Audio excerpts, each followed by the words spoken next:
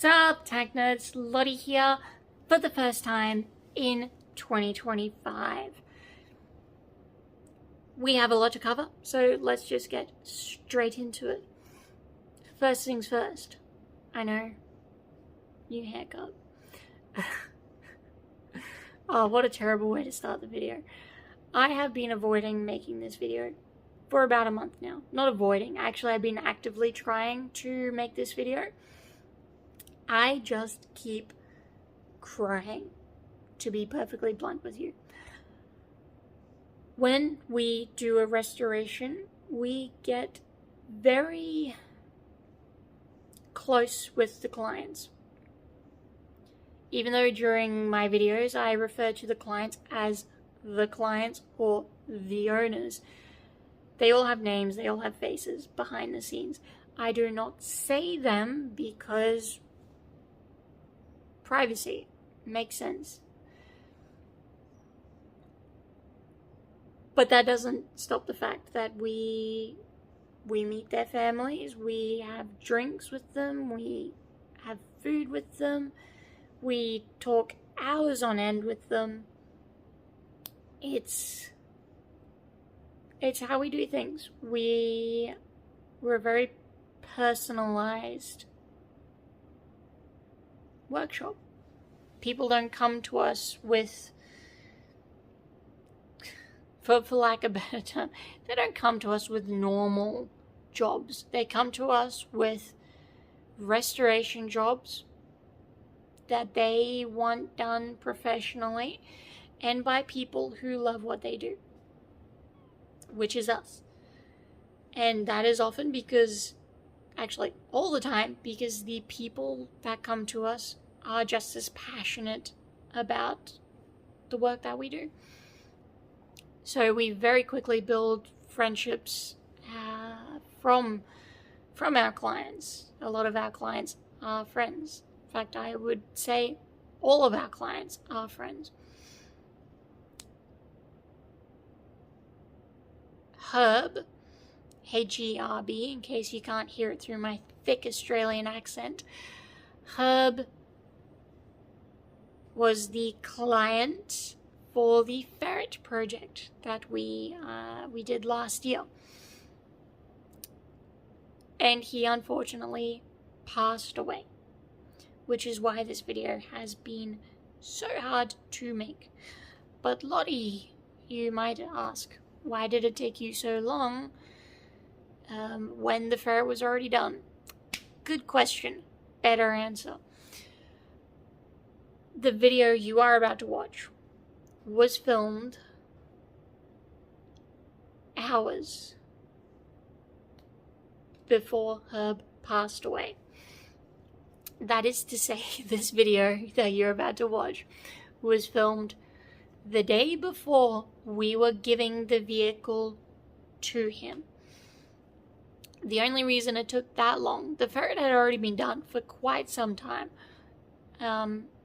We were waiting on the number plates, registration plates, whatever you want to call it, which is kind of important when you are driving the vehicle on the road.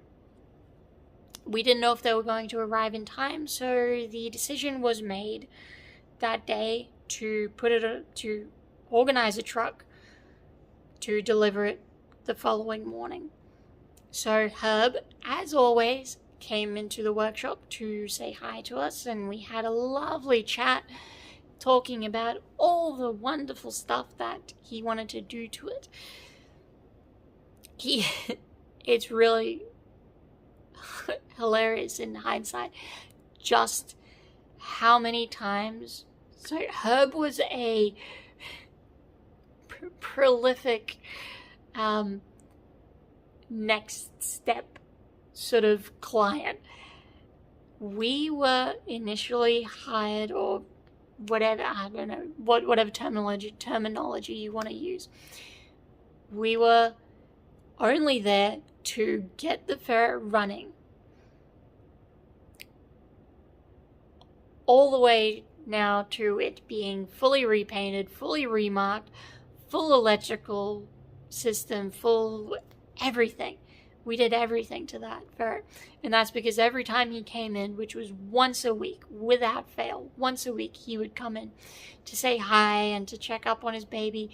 And more importantly, to ask for more to be done to it, which is why like a couple of week job turned into such an extravagantly wonderful process, which is amazing how often this happens. A lot of our restoration jobs end up being that way. We start with the simple parameters, which we're happy to do. You know, it's not difficult. But then very quickly they go, oh, but then I want this, and I want this, and then I want this, and can you change the color of it? So Herb was no exception. So over that, we built up a very strong rapport. And he loved all the work, and he had basically a say in everything that got done to that vehicle. We would make suggestions, but like the paint scheme, even the texture of the paint, all to his specification.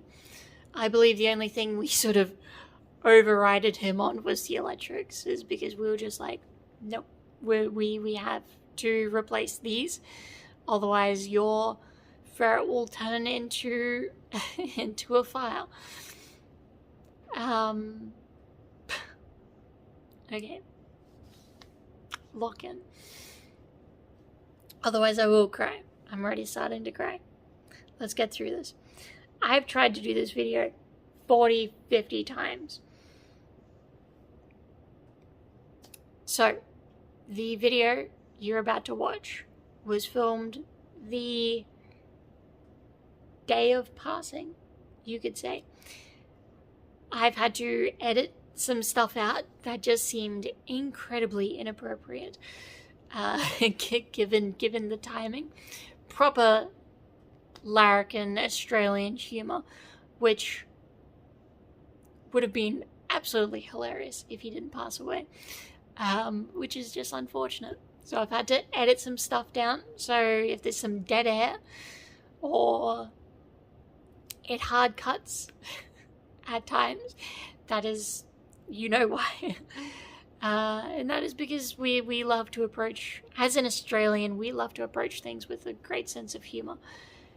Which is why I have no qualms about presenting the following video, which is obnoxiously Christmas themed, because obviously it was filmed during Christmas. There is some stuff missing, and that is predominantly because I filmed what you're about to watch, and then I was going to film everything else at its new home. I was going to film Herb starting it up and teaching him how to work the lights and all that sort of stuff. So that was going to give more of a user experience rather than just the walk around that I ended up doing in this video, which you're going to have to just accept. So I might do some other stuff at the end. Stay tuned for that, I suppose. I'm going to end this segment before I really do start crying again. Enjoy this video and keep in mind, everything that I've just said. Enjoy. Okay, first things first, you'll notice that this is a particularly rare ferret. The only ferret I am aware of right now that is done up in the official ferret Christmas decoration. So this is normally deployed in the North Pole for undercover reconnaissance. So the camouflage, we have standard issue Santa hats for both headlights. We have the standard issue antenna cozy hats. Standard issue antlers. They also double as jingles when they stay there. We have the tinsel to hide the main armament, and of course we have, because this is an Australian variant, we have the red ute with Christmas tree. We have a slight flourish, and of course stockings to hold extra ammunition. Now, besides this, this is a perfectly stock standard ferret, which we will get into.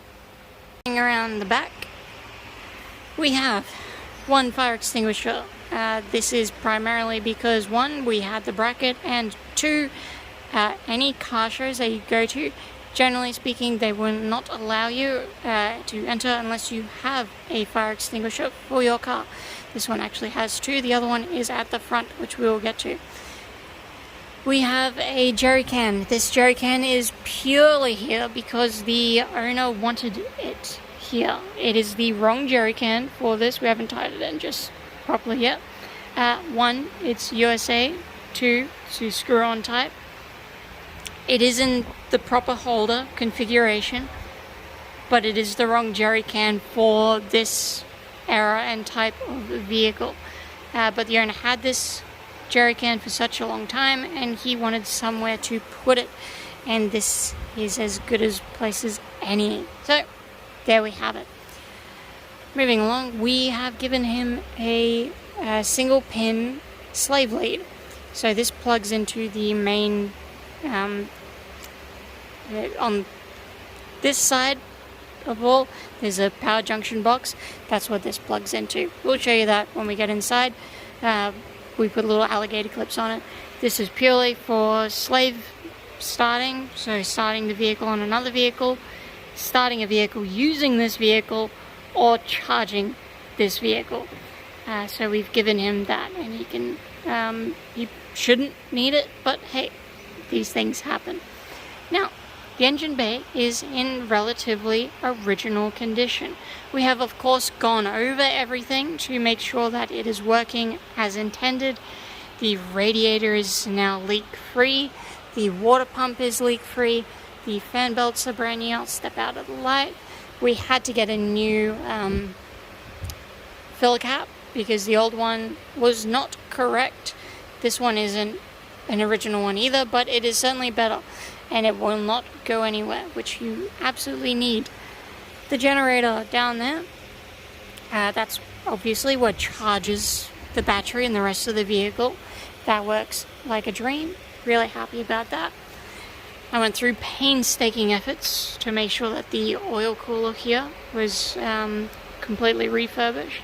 I even made sure that it didn't have large footprints and wear and tear on it, so it looks really good, which means it works better. We didn't have to do anything to the cross member. That was really good, which is really nice, because without that cross member, you can and will most likely get warping of the chassis, so make sure your cross member is in place. The carby, we ran a carby kit through it. Works like a dream now. Lovely. There's the air intake, that's all original. We had to get a new pipe, hose, sorry for that, but that's neither here nor there. It's just a simple air hose. It's not that important. Now, the fuel tank, this is probably what we have done the most alterations on. It is still an original Ferret fuel tank from this vehicle, still using the original filler, but the fuel gauge, which goes here, we have converted into a pickup. So the fuel pump, which is on that side, actually picks up from here. So there's a little hose that goes in. We can get rid of that. There's a little hose that goes in there and straight down to the bottom of the tank. Why did we do it that way? It will last longer. This is an exceedingly large fuel tank for a vehicle that is not going to be doing a lot of driving. This particular vehicle. Normally they run on two, well, it's like a horseshoe configuration. So this is the main tank, and then it goes up and down, and on the other side there's another fuel tank.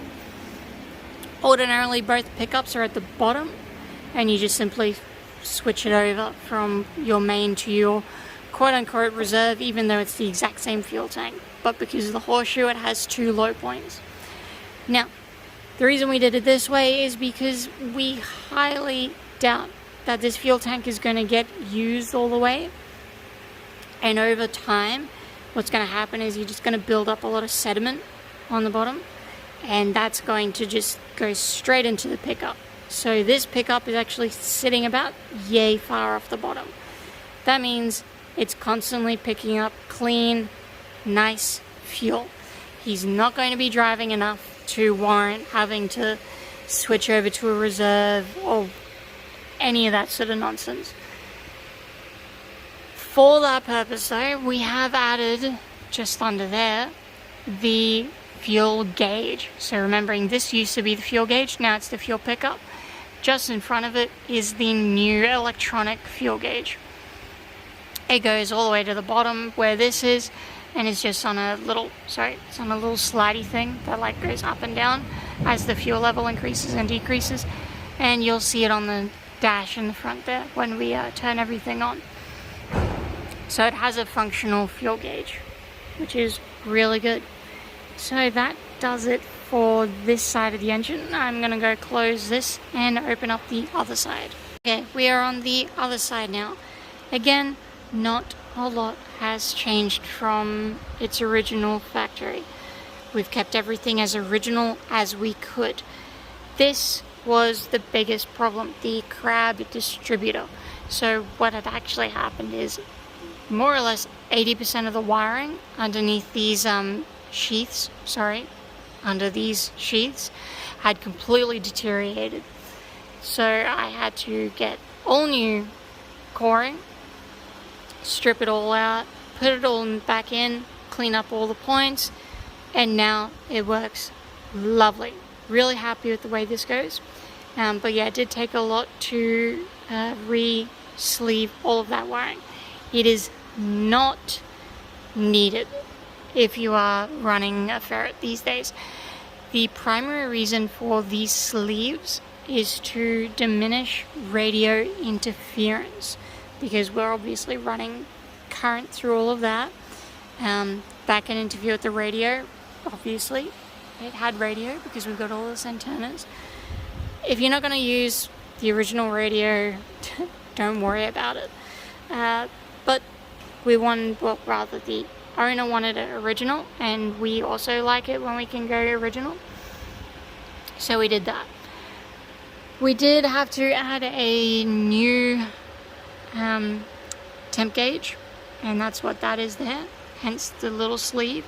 The old one was cactus, and we couldn't get one to go from there all the way to the front, which was original, in a costly fashion. So we've gone and opted for an electronic one, which is far more accurate. We're very happy with the way that it works. We've done all the tests for it, and it reads very accurate, which we're happy about. Beyond that, she's all pretty much stock standard. We're very happy with it. Yes, it is an older engine. We have floated the idea of putting a different engine in, and in fact we might with this one, just given the age of the engine and how much driving I think I will be doing with this Ferret. But as it stands, there's nothing really wrong with the engine. It's just old, but hopefully we don't have to touch it again. Moving slightly further back, we have our first aid box. There's nothing in it. It's got a happy little red cross on it. Our rear unit marker, the exhaust is all original. I did have to bend this all back into shape. And I suppose lastly on the back are the rear lights. This was purely done so this vehicle is road legal in Australia. So these are just your brake lights. They just illuminate constant. They actually look really nice. And indicators. No reversing lights. That is not needed on this. And in fact, it would actually be a little bit difficult given that normally reversing lights work off what gear you're in. This has a dog clutch, so you'd have to work something out. You could absolutely do it, but it's really not worth it. If it didn't need it for registration, we weren't going to put it on. But we did get to use these original shield coverings for the rear tail lights, which we're happy about. Yes, there will be one extra addition, but we're obviously not going to show you, is the number plate. Goes right here. We're still waiting on the number plates, but the vehicle is being delivered tomorrow to its owner. And yeah, he's going to put some number plates on it. Now, the owner did opt for this particular green, which I believe is Queensland Jeep Club green. So it's sort of a halfway point between the original British shiny green, which I kind of really don't like, and the Australian green, which is a lot lighter color. He opted for this color. He also opted for the really dull finish, which I am a fan of. And in fact, he liked it so much that he really wanted to keep all these sort of imperfections, which made it a lot easier for us to actually clean it up. But that's the reason why it is the way that it is. He wanted that sort of rough sort of look. It is a vehicle that's going to be outside being used, so driven around, it's going to get dirty.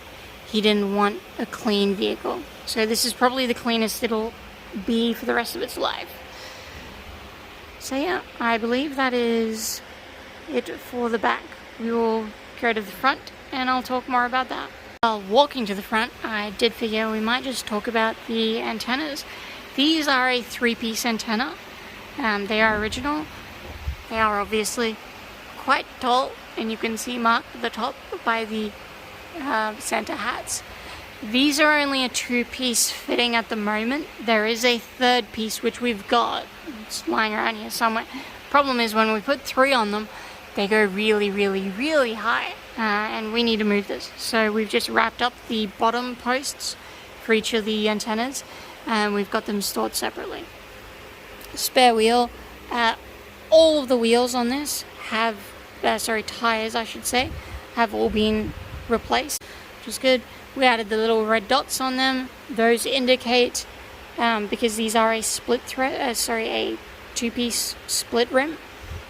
So if you undo all of those red nuts, you're basically going to get hit in the face, because it's going to jettison outwards. That's why they're painted red, which means don't touch. If you want to change the tires, / wheels on these, you need to remove the ones without the red markers on them. So yeah, quick little thing. The brakes, while we're here, the brakes have all been redone on all 4 sides. So this thing stops in a heartbeat. Really happy about that. We know that because we had to get the brakes tested for roadworthy, and it passed with flying colors. As we're walking past, did fix this, so that actually pops out. It's really quite hard to do so. And we just got some tools in there just for removing these. But again, I highly doubt that these are going to need any work on anytime soon. We have put a cable reel on the side. We had one spare, so we thought, why not? And that's where it is. Obviously, we are going to have to take the antlers off, but they're so adorable the way they are right now. All of the bins have been redone too, and they have new seals that run all the way around them to stop the weather from coming in. That being said, the owner has expressed his disinterest in leaving this out in the rain, which we're very happy about. So it is going to go outside, but it is not going to be driving in the rain or dark, we are told, which I agree with 100%. Now that we are around the front, obviously the gun. So this is an attempt, I should say, at a 30 cal with a anti-air muzzle hider, flash hider. That's what the little sort of thing is. I'll move this tinsel just momentarily so you can see. So yeah, that's how it looks. We'll just cover that back up. The owner was not interested for the longest time in changing the gun over to a proper 30 cal. We can get replicas fitted. It's not a problem, but they are expensive. And the owner actually really quite liked the gun the way it is. So we've left it. Now that we're nearing the end, he's expressed interest in another 30 cal. So you'll likely see this vehicle again when we change that over. At the top here, tippity top, we have fitted an original periscope, commander's periscope there, which is really groovy. Moving down, the headlights are all original, but they are running LED globes on them. So they're exceedingly bright, which is really good. But again, the idea is not for this to be driven at night or in the rain, but stuff happens. So we have made it properly able to do that. The little wing indicators here, they both act as parking lights and indicators. So when the indicators work, they come on. But also when you've got the headlights on, you can just put these on as just little lights, wing indicators. Shovel, pickaxe, had to fix all of the little brackets to hold them. Obviously there's our front fire extinguisher and our tow rope. This tow rope is absolutely not supposed to be used. It is pretty much disintegrated, but it is the biggest, thickest, coolest looking rope that we could find, and the owner absolutely loved it. So it's just a showpiece, so it's actually not going to be doing any pulling. And of course we have its bridge marker, 4-ton, its front unit markers, and we've replaced the mirrors on the sides with ones that actually work. And of course, hidden by the official Santa hat is a horn, which is really good, and we just got some fluff from the decoration. Last on the outside, certainly not least, we have a butler spotlight. So there's two different types of spotlight that these had. The butler style, which is what you see in front of you, and they had a much larger version, which is probably more common, but this one we found, and it is absolutely adorable. I've actually got quite a few of these butler lights for use on our Ferret. But yeah, just for the time being, this is absolutely adorable, and we put an LED globe in that one too that you can see. It all works. We'll show you a video of that in a little bit once we crawl inside and power everything on. So yeah, but that is more or less the outside. There you have it. And of course all the hatches open and close as they're supposed to. Yeah, very happy with the paint job. We could have put more markings on it, but this is one of those moments where I believe less is more, and the owner agrees. But our door is always open, so, and he's only just realistically down the road from us, so he can come back and request any sort of paint job he wants, and we will be more than happy to oblige. Okay, so next step, I will show some of the interior lighting if I can manage from the outside. It's a little bit hard, just gotta reach in here. And then if I reach over here, in here, I should be able to put one of the interior lights on. Let me see if I can put the other one on too. Just so you get a good outside perspective. There we go. Both lights on. So there we have the interior. I may as well do the... I'll move this out of the way. Just does it so much easier from here rather than being set inside the vehicle. So starting at the back, we obviously have our main power junction box, which is the big black one there. That is pretty much all original, but I did gut the thing and replace all the wiring. But it works functionally identical to the original. There is our single pin plug right there, so you simply unwind that and you can put the other plug in. Battery boxes, they're in the exact same original places. They're all wired up original too, just with obviously new refreshed wires. The biggest change is the fuel system. So we've got a little electric tick-tick pump, which you'll hear in a second, and our fuel filter, which is in a similar but not quite the exact same place as original. Again, we've done quite a little bit of work over there. Now all the wires that you see running around the vehicle, including the ones behind this conduit here, they've all been replaced. They weren't the greatest wires in the world, and we had to change it out. You will see some trouble lamps now decorate the interior. The owner really wanted some interior decoration, so we've added some trouble lamps. The jockey seat and driver's seat, they've all been completely reupholstered, which absolutely lovely work done at Marino's Upholstery. Shout out to them. And we have headsets. Obviously we don't have a radio, that's where the radio goes, but we managed to get some really good headsets for relatively cheap. So yeah, we did have to fix these emergency escape hatches on the side here. There's one over there too, just to make sure that they won't accidentally fall off at an inopportune time. So with that done, I'll pop around the back and show you the rear of the vehicle. Okay, so we are looking in through the back, which is a much better camera angle than sitting inside. So obviously we've got the driver's seat, the jockey seat, the steering wheel at the front there. All of the gauges over there are original, but only the tachometer and the speedo work. The other two, the fuel and temp gauge, do not work. Hence why we've had to use some electric ones, which are over there. All the other controls are original. Just stock original. No need to change any of that. No need to change what's broken. Yeah, whatever.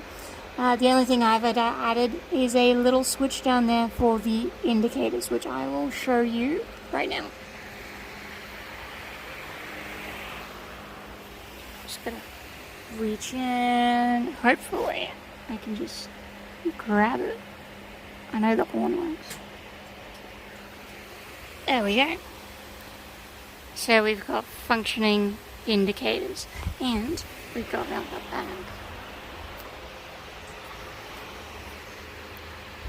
We have wonderful functioning indicators. So yes, all the lights work. Marvelous little things. I'm just going to reach back in there to turn it all off. Just going to try and find it. They are somewhere. There they are. Yeah, I suppose the last bit is all the periscopes. They're all original, and they're all fitted lovely and nicely.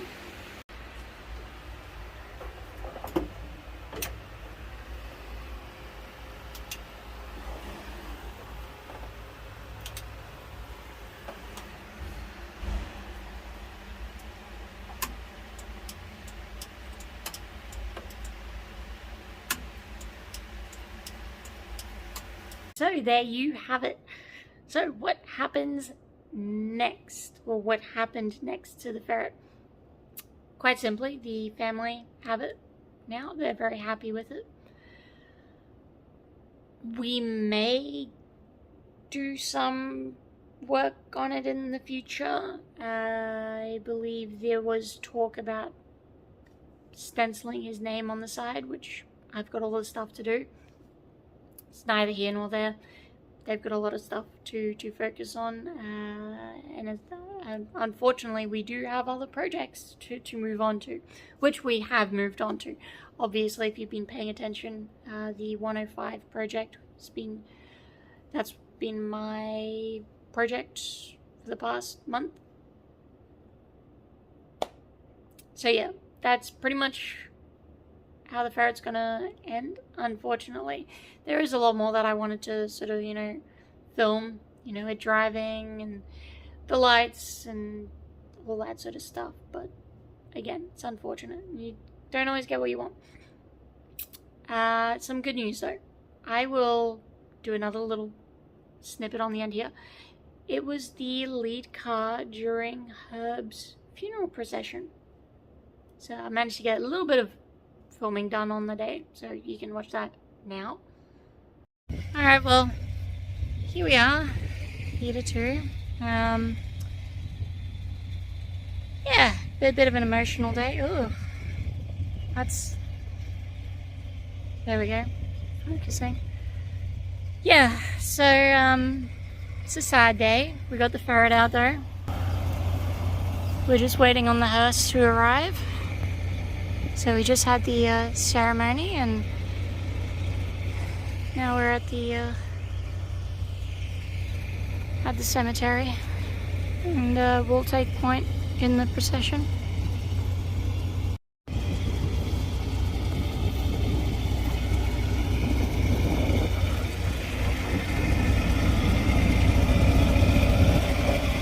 And that's that. It is a very unfortunate way to end the year, coming into the new year, but we don't get to choose these things. I'm sure there's some deeper message about it or something. I am far too young to be presenting such a message, so I don't know, take it as you will, and thank you for sticking around this long. This won't be a typical video. I certainly hope not. Yeah, I look forward to seeing more of me in my usual style. I am definitely trying to do a bit more editing this year, a bit more quality. Just got to do it slowly. There's a lot more to be said, which I'm not going to say during this video. I am just simply going to leave it at that. Enjoy the rest of your day. Enjoy the rest of your year. And I will see you bright and chirpy on the next one. Bye.